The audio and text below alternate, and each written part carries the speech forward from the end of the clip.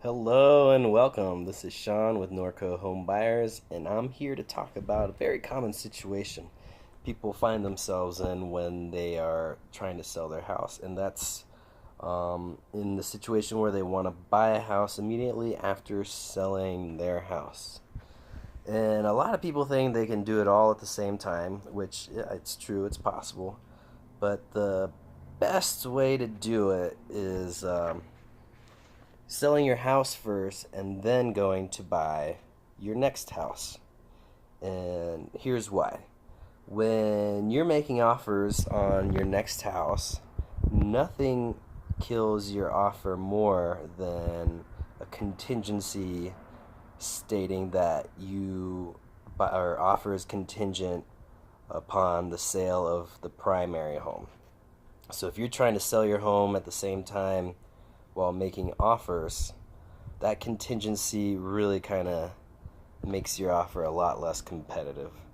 So, other offers will probably beat you out unless you can offer like 10 or 20,000 over asking price.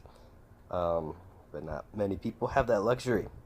So, when you want to sell your house and move into another one, I suggest selling your house first with a contingency that you can do a seller rent back.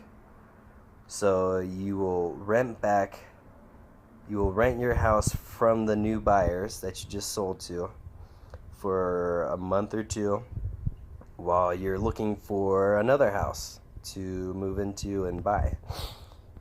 That's a great way to kind of buy yourself some time to look around and find a new house right after you've just sold yours. So it kind of takes the pressure off a little bit. And so when you are trying to sell your house, you want to work with a real estate agent that doesn't just list your house, but they market it. A lot of, especially older agents, they tend to just kind of rely on the MLS, which is fine. MLS works just great. But there's so many other avenues of marketing out there these days. So you want to try and find someone who's a little more digitally savvy, especially in terms of marketing, because so many more eyes and so much more attraction, or just many more people will be able to see your house. And the more people you have looking at your house, the higher the offers will be, because there will be more competition to buy your house. That's a pretty good thing. So when you're looking for an agent to work with, make sure and ask them a few questions about how they market. If they just kind of put on the MLS, maybe do some newspaper magazine ads, which aren't as effective as they were back in the day, you might want to consider shopping around some more for other agents. And then after you've kind of settled on an agent, it's good to negotiate on commissions with them. And if they just kind of settle for whatever commission rate that you suggest, I would say don't use that agent either, because if they're just going to settle with whatever you say, then they're probably just going to settle with whatever offers they get and not negotiate and fight for you to get the best offer. So you want an agent that's willing to negotiate. Next is when you're selling your house, don't just test the market. Pricing is kind of an art these days, and you want to make sure you have it priced and listed at the right price. If you price it too high, people are going to say kick rocks and flip-flops and not even take a look at your house.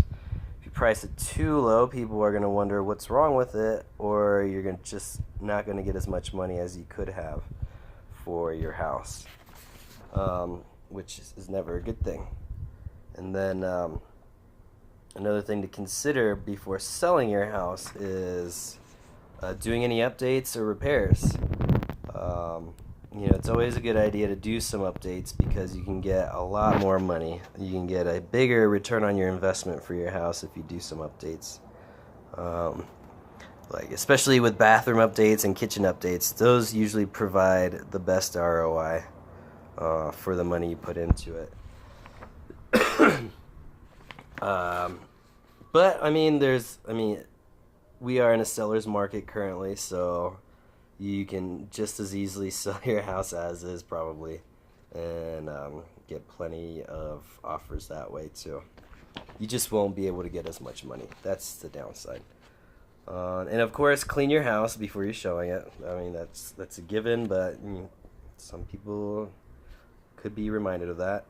And then, lastly, when selling your house, you should work with a deadline because people tend to drag their feet without a deadline, and without that, just kind of nothing gets done.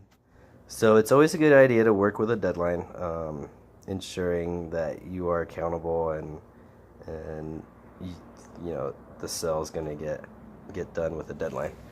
And yeah, that's it for today. This is Sean Byrne with Norco Home Buyers. Always feel free to reach out if you're interested, and I look forward to helping you out in the future.